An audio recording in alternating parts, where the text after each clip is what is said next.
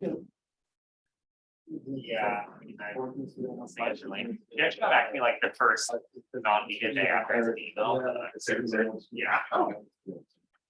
Yeah, you'll definitely carry it, and I'm scheduled to get back to me sometime, like. Probably the funniest time was the email, I'm at Cornell, and I emailed them, they're like, hey, are you taking students right now? 3 months later, I got an email saying, no, I'm not. Thanks for asking, bye. They're like, at least he got back to me. Make sure that it's.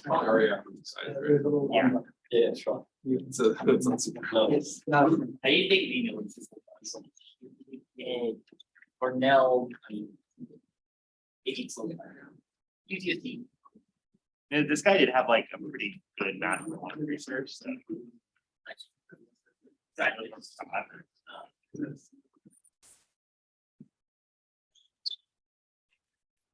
In fact, I didn't.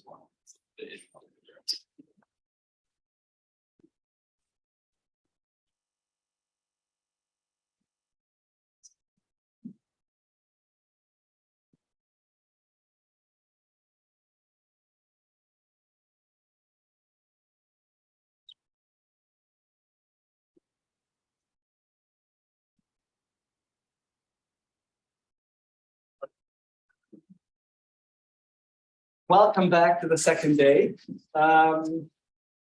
Let's start. Yeah. I'll talk about the different models and I introduce this information there. But first, I want to say a few more words about the packet parameters that I did different for very good representation.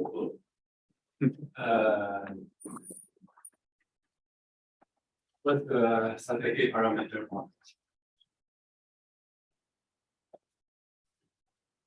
Of 5G and parameterize the character of by definition, it's it's Sky one. If you conjugate to class.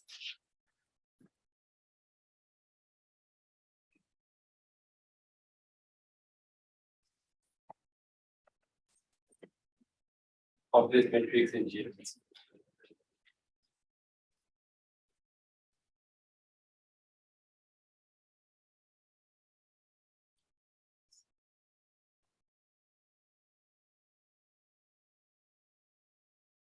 And such a case polynomial which was referred to yesterday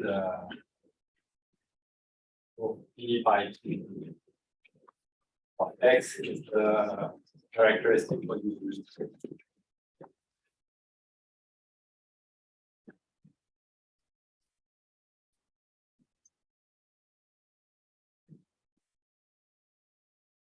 And I also say that the LLT corresponded to Maybe say what LLC is. so the local long run correspondence is corresponded to a semi-simple representation of the value in the group, which is this one. And so you can define the characteristic polynomial of the representation applied to the values. It gives you another characteristic polynomial which are in fact the same. So basically one part of the theorem which was stated yesterday more or less this map which assigns an automorphic representation to a Galois representation is somehow at almost all places compatible with local language representation. So yeah. Can you remind me what omega is? Yeah, it's the uniformizer of it. Oh, yes. Yeah. And what is G? Gn is the diagonal torus of the Gn. And I see. Okay.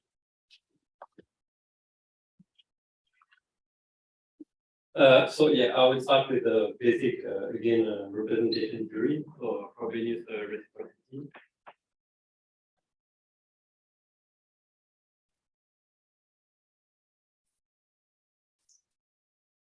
So I take H close to group of my locally compact Lorentz group G.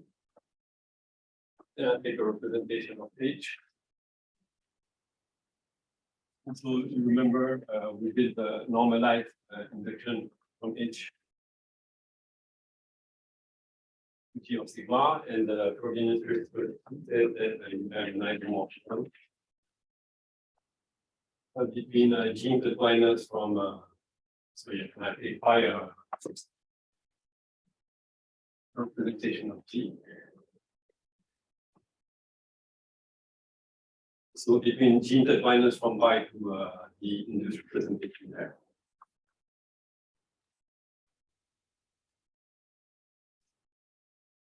And H intertwiners from pi respective to H, so I just write pi to sigma.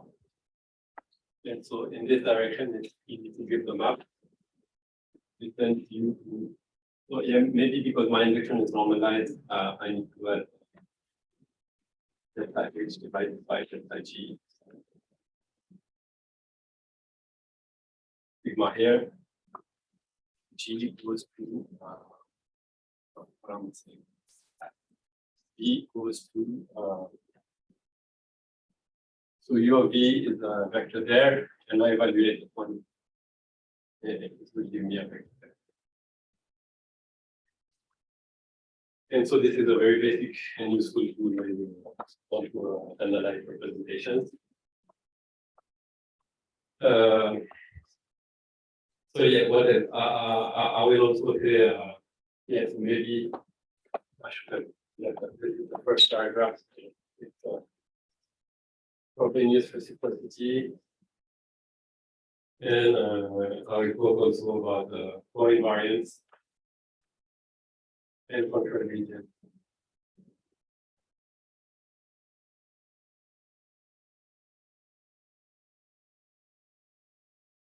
I'll talk about co-invariance. So I will introduce the following notation. So H and G are as before, and I take a chi character of H, and I denote by so if I have my representation R G in R of G, I denote by the H chi, the linear span of this space.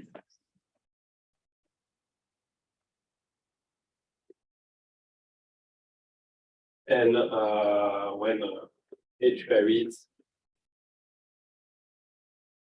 and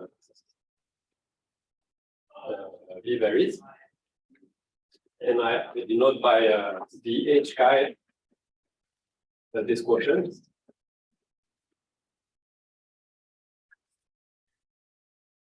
And so it's quite easy to check that the H chi belongs to R normalizer inside G chi. So what is it? Who? Normalizer of chi is just is in the normalizer of the H, such that chi the G is equal to chi. And so whenever chi is equal to 1, I will just subtract it here. So a standard pack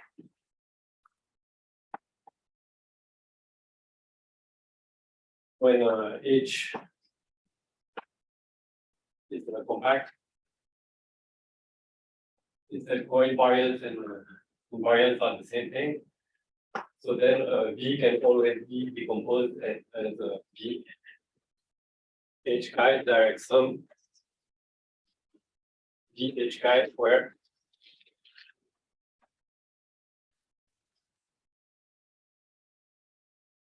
compact. where this is just vectors in V such that by H V is equal to KH.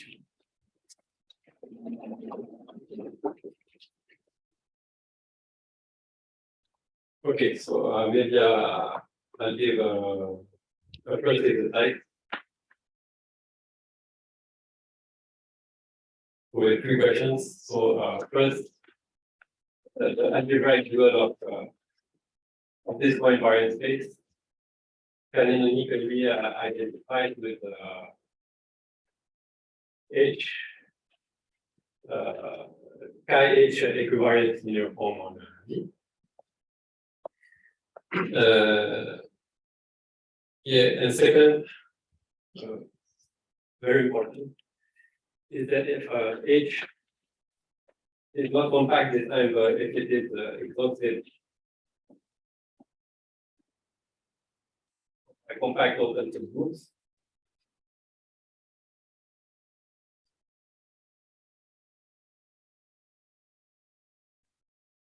then the functor we send V to VH chi is exact.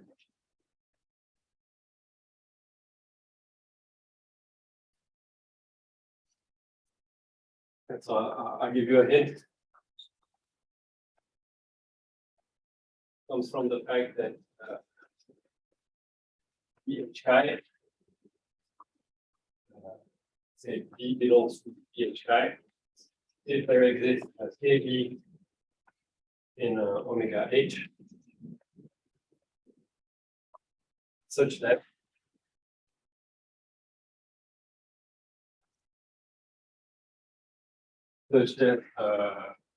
for NK in omega H containing KB, integrals over K of I minus K pi K V K is equal to 0. So you need to use this factor. It's exhausted. Exhausted by its sorry. If H is exhausted by its compact open subgroups. It means it's a union of its compact open subgroups.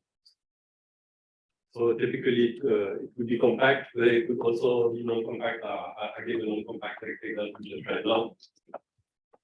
Like H is not the LCTD necessarily. Sorry? Yeah, H is LTD. It's close to It's also a definition that there is a totally disconnected plane that like open complex. No, so this was for show lemma, and we said that for show lemma to be valid, you wanted the group to be countable at infinity, so exhausted by its compact subset, which is different. So typically, GLNF is countable at infinity, but not exhausted by its compact open subgroups. It's a union of open complex groups. No. Finite union. Maybe can you write the definition exhausted by? It's just that it's the union of its compact open subgroups. Ah, Yes. infinite union. It's some union of subsets. Subgroups is the point, like Subgroups and subsets. Okay. the maximal compact is GLN is OF. Everything, And it's conjugate. but not everything is conjugate. Like not everything is conjugate to something in GLN OF. Because yeah, right. You have characters which are of G and F which are not unitary typically. Which would indicate if it was exhausted by its compact ones, right? And yeah, you can think of the center of G and F, for example. So the main example is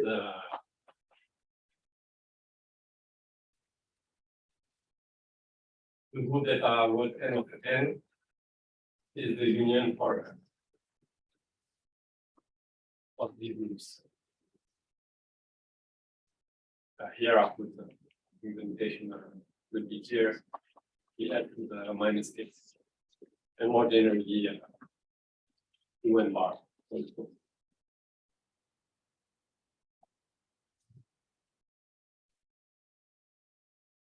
UN bar is unipotent predicate of the standard problems. Okay, so now I define the contract region. So if you take a pi smooth representation, so there's no reason that the usual contract region pi star b star could be smooth. I remind you that pi star of G applied to a linear form. These are the linear form of D, right? It's the G star composed with D minus 1. So then you wanted a dual representation in the same category, so you would be changed. So you still have an action of G on this. So the region for K in omega G of B star take pi K. And towards pi star induces a representation which I name pi change on the edge and pi construction pi change belongs to RG. This is the dual representation that you want to consider. So smooth dual.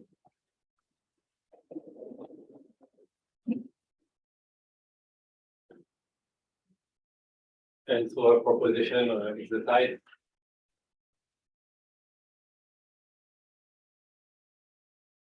Basic fact about the dual. So first is that pi goes to pi change is a contravariant function, which is exact. There was not, was you on the previous board in the exercise? No, here it was the algebraic dual. Yes.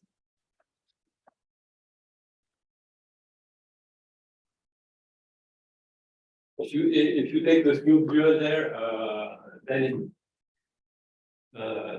you have a, for example, if I is one, you will have a linear forms which are at the same time invariant under H and the compact open subgroup, and this becomes very big. Okay.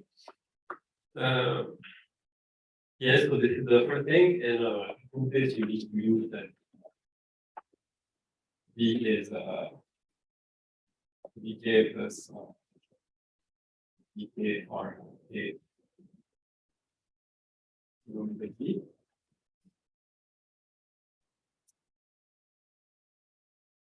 Then if phi is admissible, so maybe admissible, I will write like this. If phi is admissible, then phi change also. And if you double change, you go back to pi.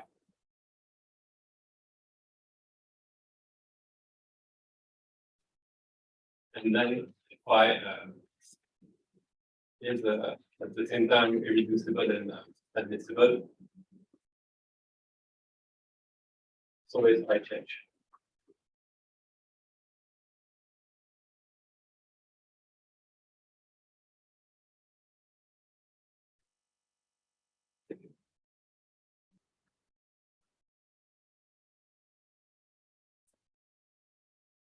So yeah, and maybe one remark here, which is in fact non-obvious remark, is that for G and F, for example, the irreducible representations are all this.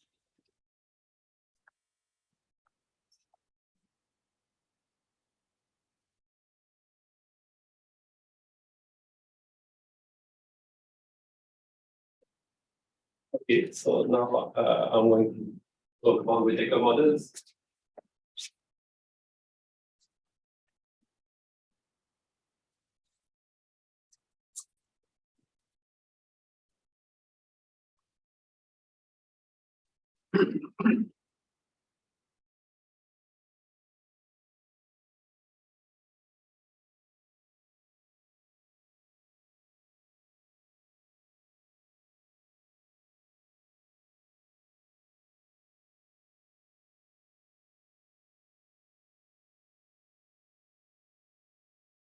And for they depend on additive character of F, non-trivial. And thanks to this additive character of F, I define a character psi n of n, which sends a matrix U to psi of its sum.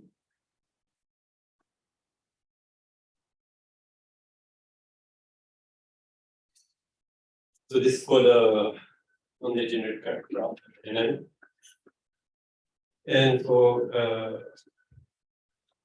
definition, if I have a representation of G, a linear form which is non-zero, it's called a Whittaker functional.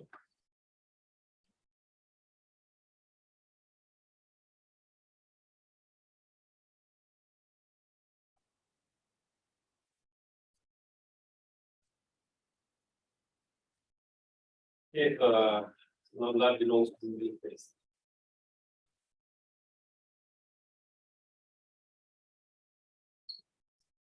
Which is, I remind you, the same as the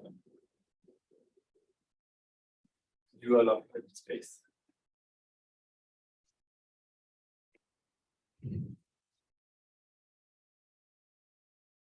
Yeah, and so, these are the linear forms on. This means that basically lambda satisfies this, right? Okay.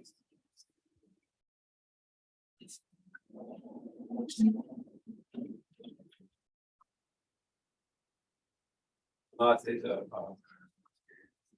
a famous theorem of Gelfand and Kaplan. So I will not even give a sketch of the proof, but just the two key ingredients. So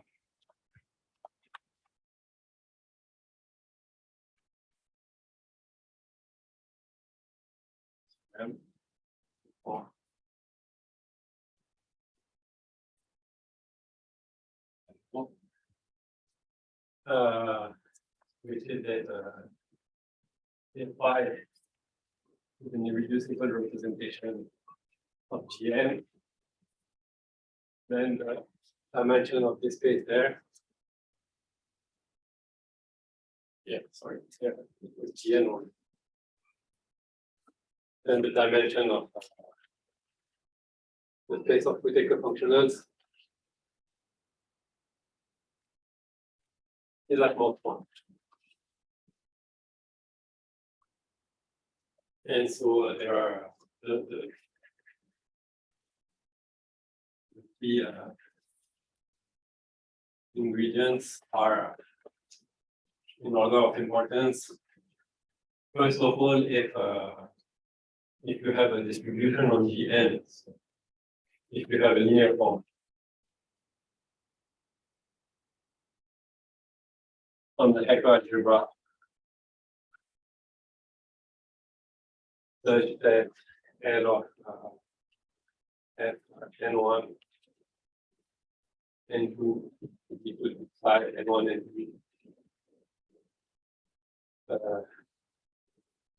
L of F for forward F and I and N. Then it is transposed invariant, and P of F is equal to L of F. So yeah, these are N. So I can say by N or N on the right and by one. A is U. And then is the unipotent radical of the coret, right? Like you're using root for elements of n, now the elements of n are called n. Yeah, because yeah, you're right. I didn't want to mix up the n there. Well, that's okay, but like these n's are understood to be n, the one down there. Yes, yes, for all and I and right. So yeah, this is the first major step of the proof. And the second step, you have to prove that if I is generic and so is its contragradient.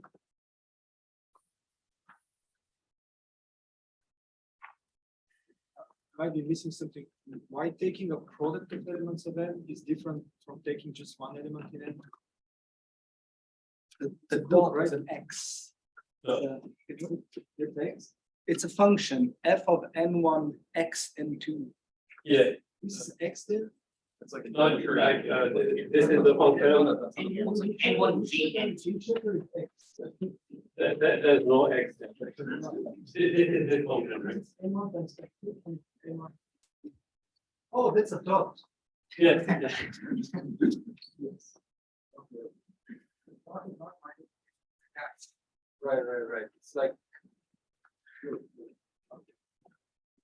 Yeah, and so the second step is to say that if yeah, so maybe yeah. So if Question, are you writing n's or m's when you define Whittaker functionals? Because like, okay, so you defined n as in the dimension of like vector space that GLN acts on, but like, is that psi of m or psi of n? is psi of n here or No, the definition of psi of m. No, these are yeah, the psi n on n cell. This is the same. Oh, maybe you should remove the psi because you're not putting the n from the psi. Because you're not using it anymore. No. So that's a mistake on my part. Sorry. Yes, I need to see that. And so yeah, again that's psi n here. Sorry. Okay. And so the second thing is that if on 5 psi is non-zero, then on 5 change psi n. Psi n minus 1 is non-zero. And so this follows, for example, there are different proofs, but from another result of get my method, which says that phi change is isomorphic to G goes to phi transpose G minus 1. And as an exercise, you can prove this for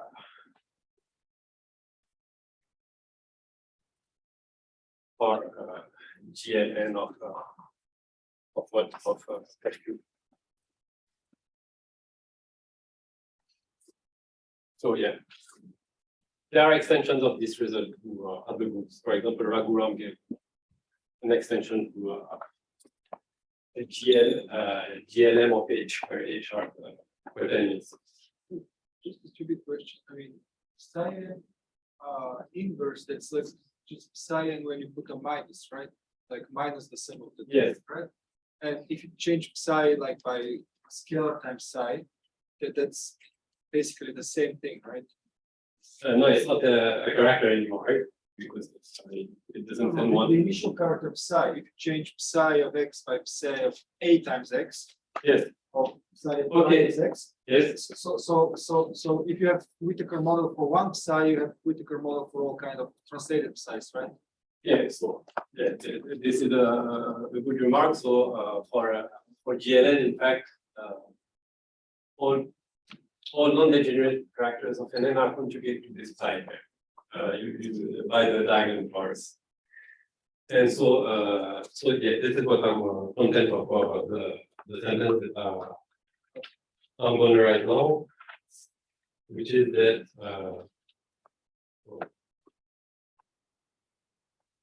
definition. I said that phi irreducible representation of GL is generate if so the dimension of and 5 psi n is equal to 1. And this definition does not depend on psi.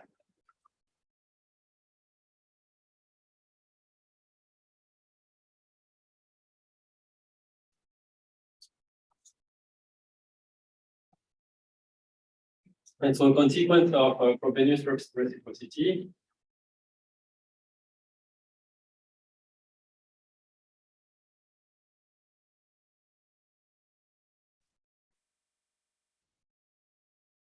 if phi is a generic representation, so let me write this like this, irreducible generic representation of Gn,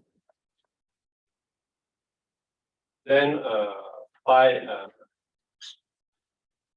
is a, but there's a submodule inside this induced representation. Right?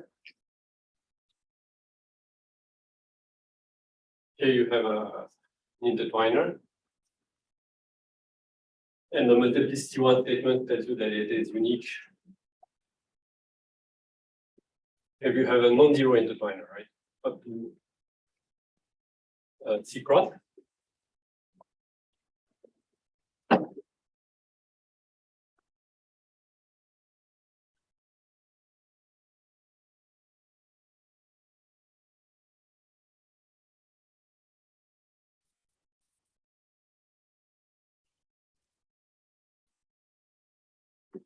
And so, yeah, I put W by n to be the image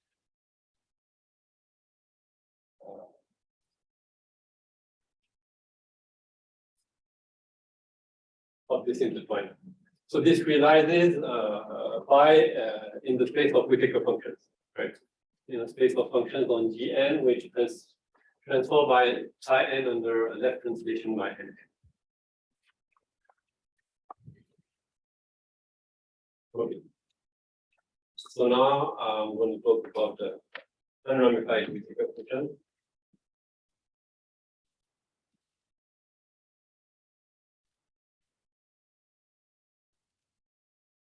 Yeah, maybe one thing that I should say whenever you have a prestigious automorphic representation, at all places, all finite places, say there's a similar notion at Archimedean places, it is generic. And at almost all places, it is unramified. So at almost all places, it is of the form pi chi, where chi is unramified. Function.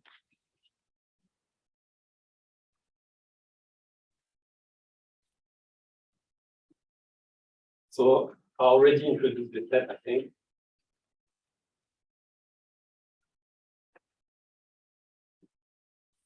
Of sequences decreasing sequences like this. And so I will define a true polynomial. So for lambda and gamma plus n, sometime I will say dominant weight, then denoted by a lambda x1 xn. So it's a polynomial in the variables x1 xn is going to be the determinant of xi lambda j.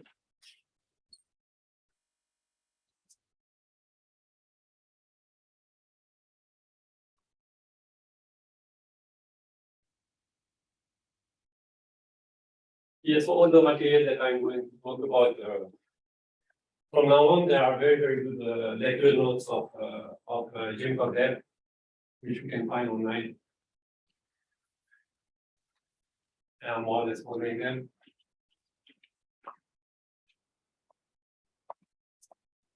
And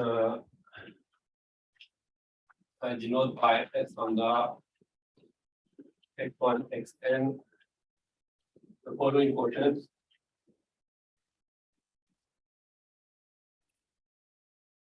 Sorry. Lambda x1 xn divided by a n minus +1 n minus 2 etc. 0 x1 and xn. And this is in fact a polynomial because this guy here will divide one guy there. Sorry. First letter. The first letter of the. S like from yeah. Because this is the one determinant, the product of xi minus xj. And this, whenever you do xi equal to xj there, you get zeros. It is a polynomial, and in fact, it does not, for those who know a bit about this stuff. In fact, it's from the x1 xn. This guy lambda of, so if you take these guys in C star,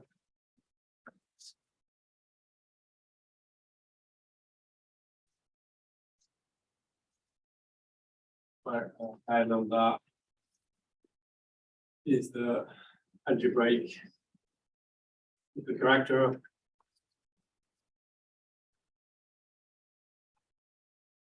of the irreducible algebraic representation of GL and T with highest weight.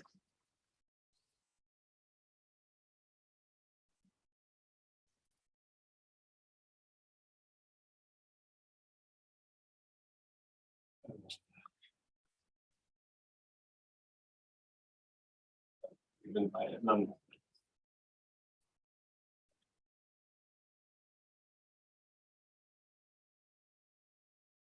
Maybe, yeah. Okay. Good one.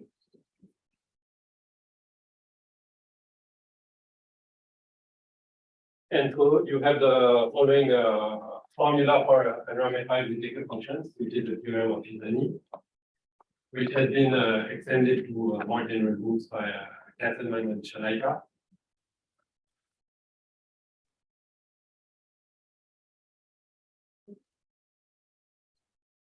Yeah. We'll take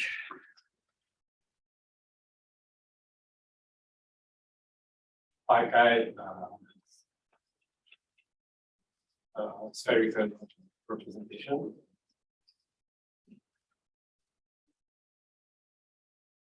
And denote,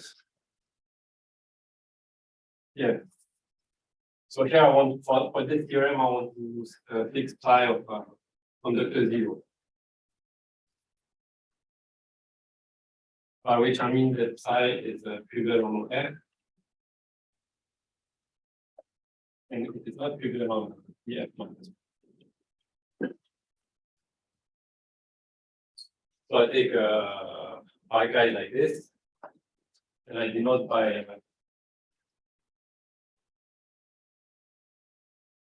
W guy 0, the element in the line.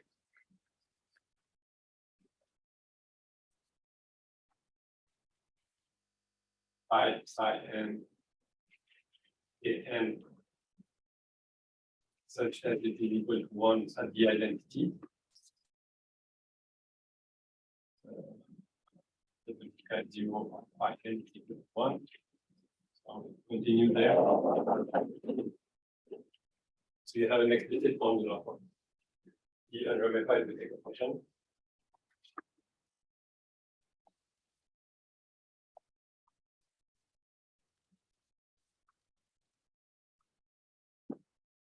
That's part of the theorem. No, so far I didn't state it here, right? No, but, like, the fact that it's non-zero on that, that's part of the theorem. The fact that That it's non-zero on Kn. Yeah, okay. Yeah, probably you're right.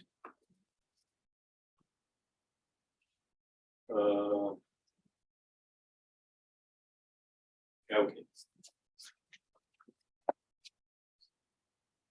we Sorry, take I this. can't read the notation. What is being set to one? W zero. What Say- is the one? Say it again. Oh, identity. The identity matrix. Identity matrix of G. So what was the formula? The formula is that. So yeah, first of all, you remember by Iwatara decomposition.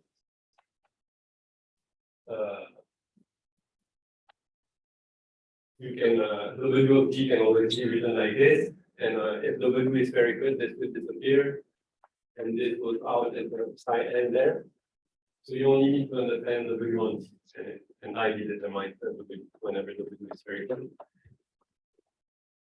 And for the result is that, so I introduced the notation omega to the lambda, hope you remember it. So it will be equal to 0 if lambda does not belong to and I can record the notation if someone asks for it. And otherwise, it's going to be S lambda. No, yeah. Not, sorry,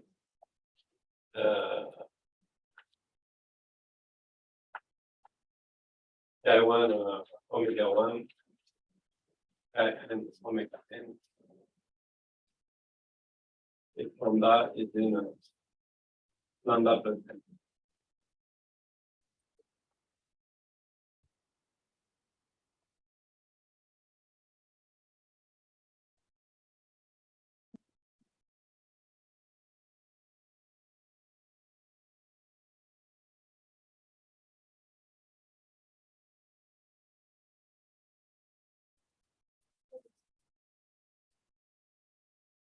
So now I want to say a quick word about asymptotics of Whittaker functions.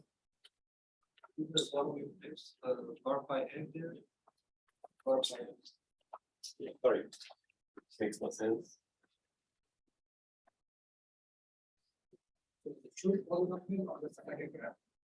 Yeah, it's the true polynomial on the Whittaker parameter.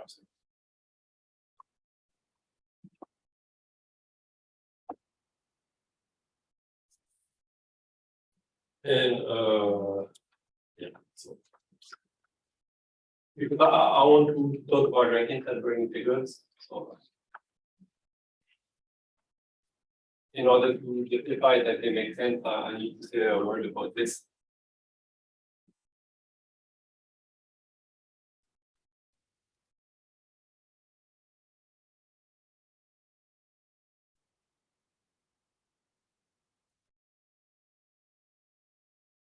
So I take a generic representation.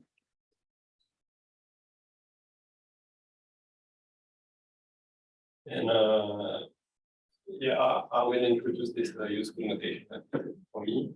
So for Zeta in X star, I will denote by Z1, Zn with the following diagonal matrix. Z1, Z2, Zn, Z2, Z3, Zn, Zn minus 1, Zn, Zn. And then there exists a finite family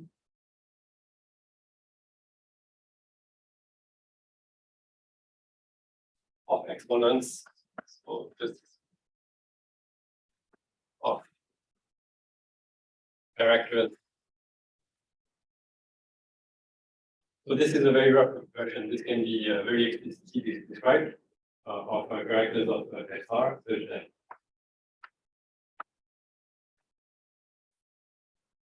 again, because of the same thing, even if the Whittaker function is not spherical, because it is smooth on the right, because of Iwatara decomposition, basically, and this property, to understand asymptotics, we will need to understand asymptotics of the torus.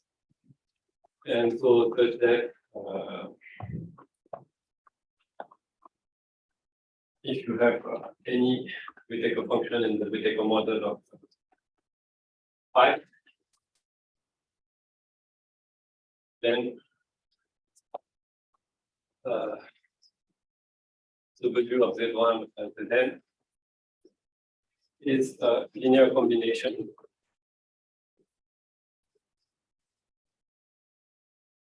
of products of the following form.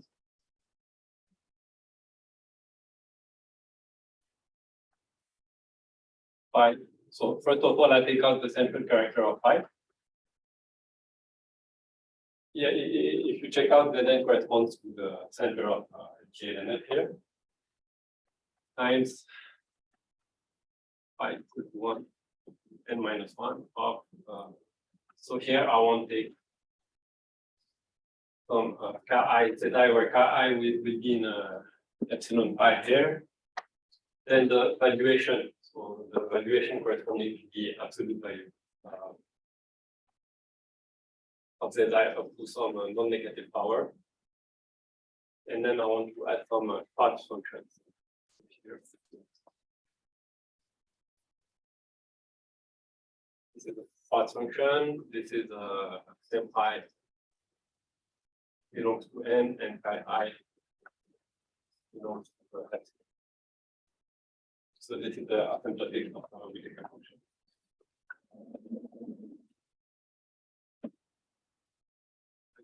Exactly n minus 1 characters in epsilon pi. No. There could be more. Probably should remove the I from chi I. Okay, so yeah, chi Ki, I don't know.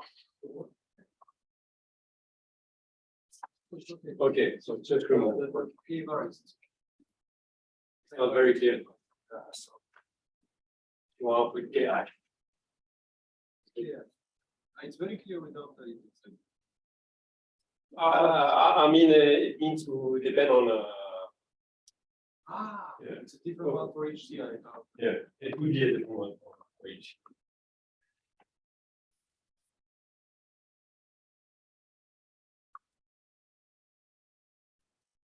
CP, do you define CP? Sorry, Do you define CP? CP is the central character.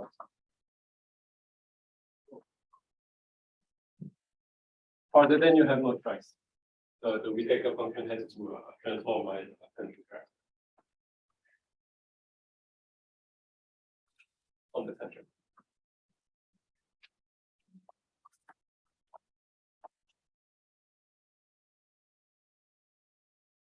So now write in Sandberg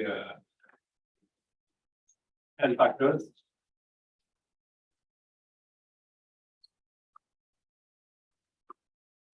So I'm not going to be very precise about this, but because Gn and Mn are unimodular, you have some right R measure on the quotient.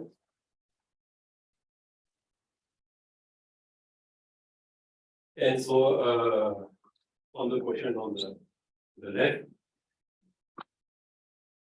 we take a irreducible generic representation of Gn and one of Gm.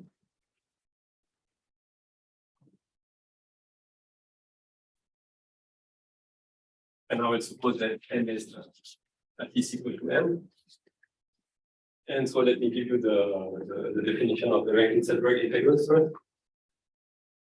So there are two cases. I will not give the definition of all integrals of n of them. So when n is equal to m, I'll define so far, and I will take w and w phi psi n phi a class function on n and w phi and w phi prime psi m minus 1. So when n is equal to m, I define the following integral that is formally to start with.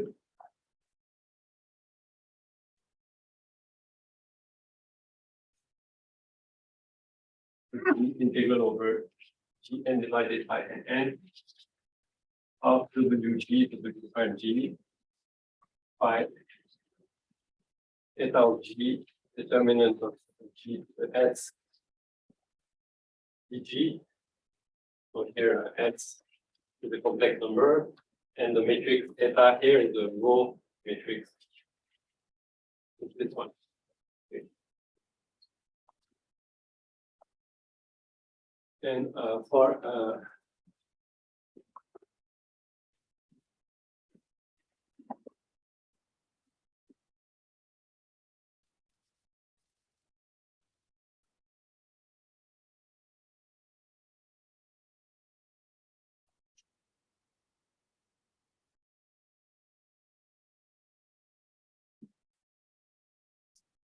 n bigger than m,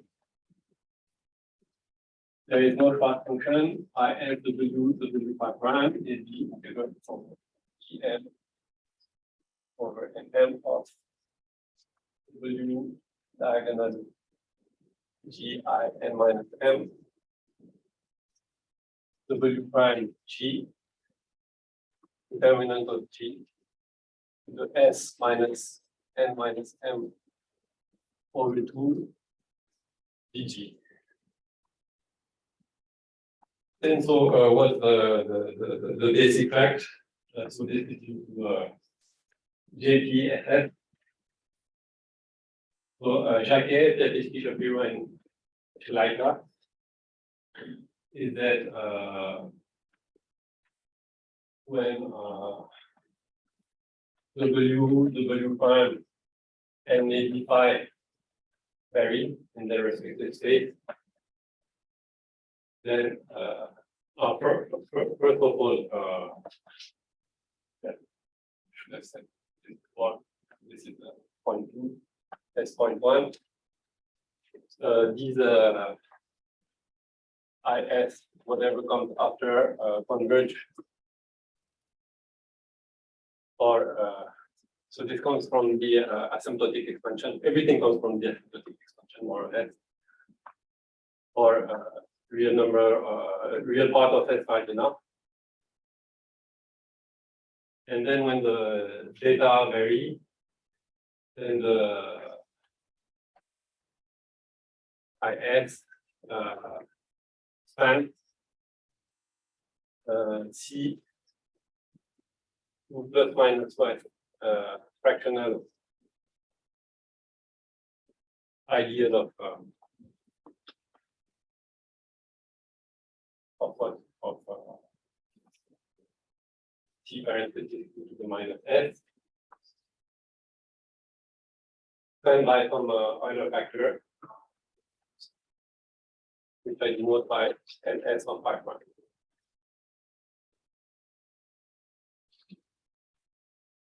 An Euler factor is thing of the form 1 over P 2 minus S, where P is a polynomial which is with constant term of 1.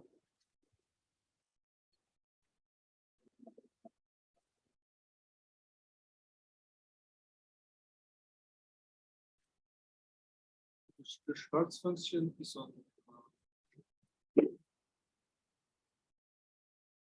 And then sorry? This is F power and the Schwarz function. Left one. Sorry.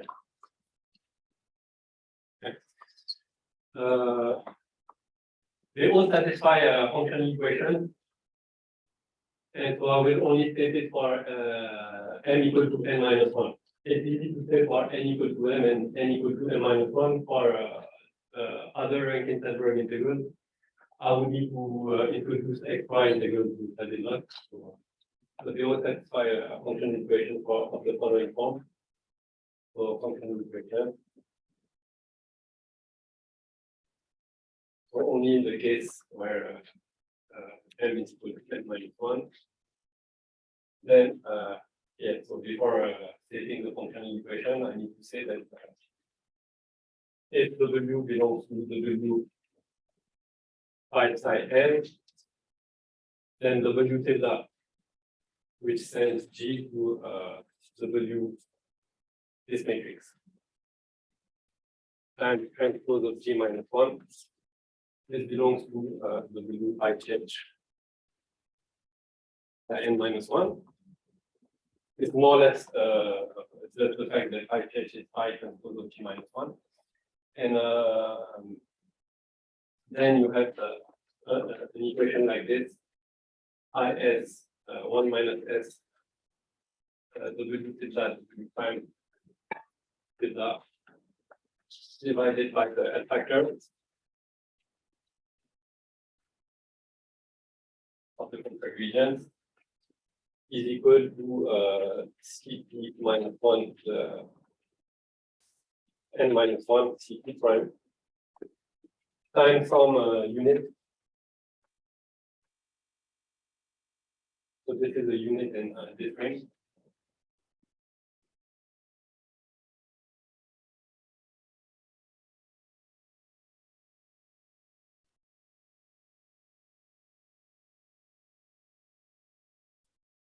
So this is the functional equation. Yeah, absolutely right. And but here I want to put upside. And yeah, the L factors do not depend on the character side, but the epsilon factor does. So if you change that side, the behavior of the epsilon factor with respect to change the side, it's very well understood. So I know I started a few minutes late. I don't know. Yeah, 5 minutes. So let's say I have 5 more minutes. So it should be enough. More than enough. So I will give the. I will say what happened for unramified representation with respect to the factors.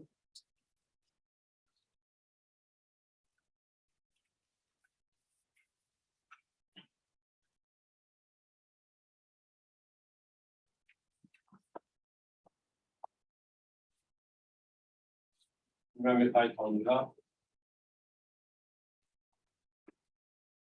In fact, I will give a more general formula, and then I will say what something more for unramified representation. So at the moment, I just take if phi chi and phi chi prime belong to respectively belong to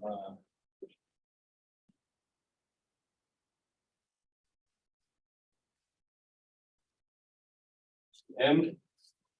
So far I don't assume that chi and chi prime are unramified. This could be any induced representation for the character of the Borel.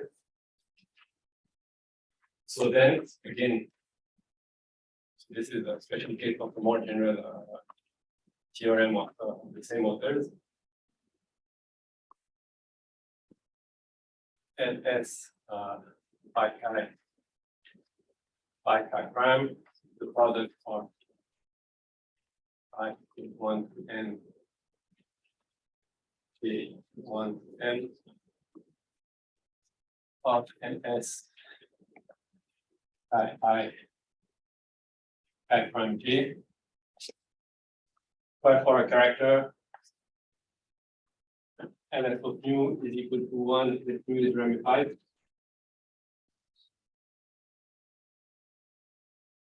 N is equal to 1 divided by 1 minus mu of the uniform minus the times 2 minus x. If mu is unramified.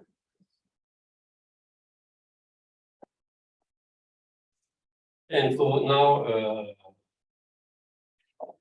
so for the representations are not unramified, but now if they are, we have a test vector result, which is that if phi chi and phi chi prime, so it's the same as psi chi and phi prime are unramified.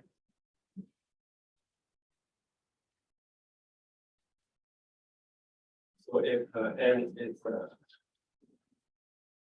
bigger than m, then IS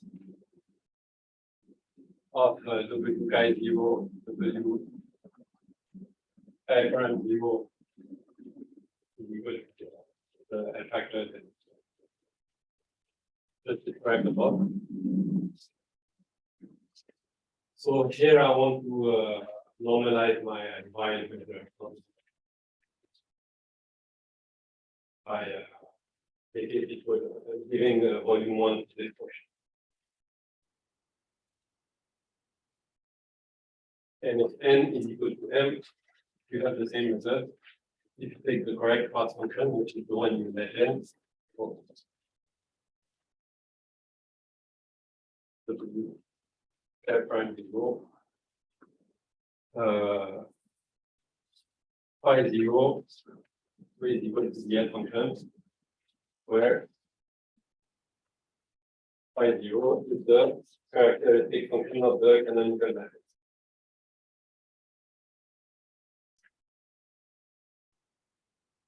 And so you have a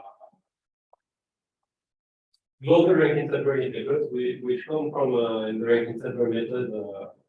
We integrate a custom against an Eisenstein series. We have an unfolding procedure, and you get the integrals of this form which are global.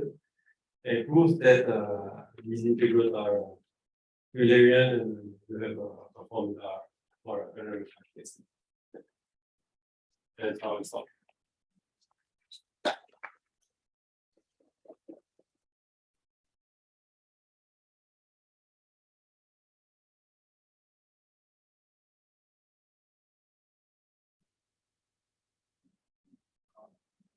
Especially since yesterday there was some discussion on historically something went back to Gates thesis. The entire paradigm of thought goes back to Gates thesis. Everything that is there on the board right now. Yes, and at least the beginning of everything I wrote down there is a straight consequence of the local part of this thesis, thanks to this asymptotic extension. Yeah. Can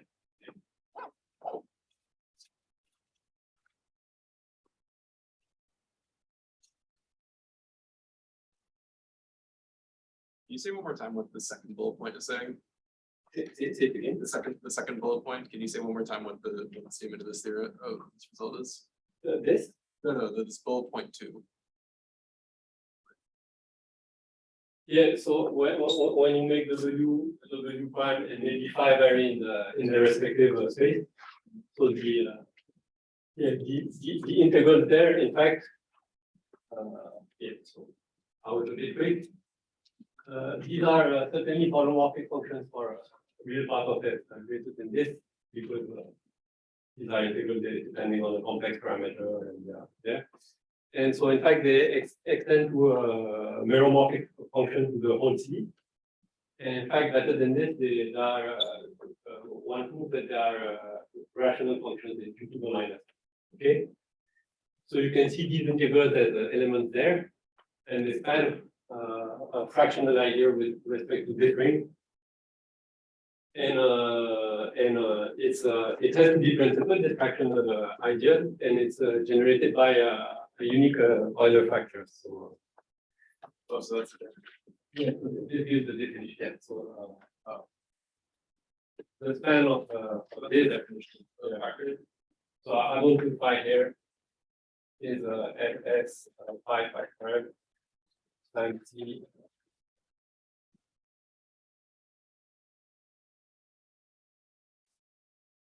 So what is G? What's the definition of P in the definition of Euler factor? Yeah, so p is Oh, that's an Euler factor is p is just a polynomial.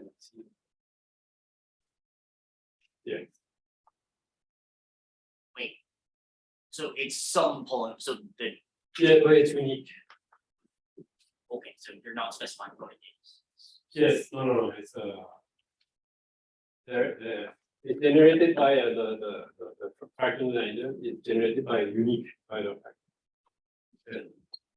But in that special case, when it's unramified, that board over there has exactly. Yeah, you have a very explicit description.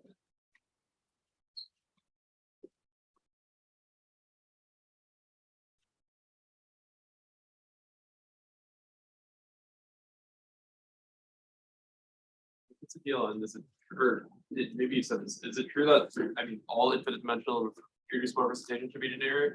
Or No, it's only true for GL2. oh, it's only true for GL2. Yes. Oh. And starting from J if you want, it's not true anymore. But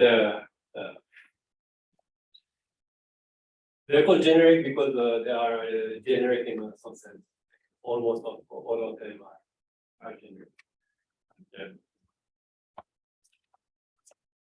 But you can define this theory for once you have the Langlands quotient theorem, you can define the same integrals for any reducible representation. You have that's what the theorem is like.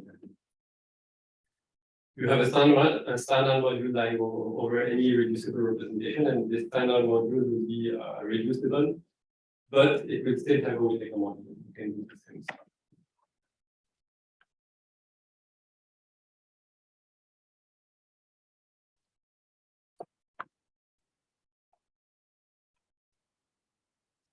All right, we have a break until 11.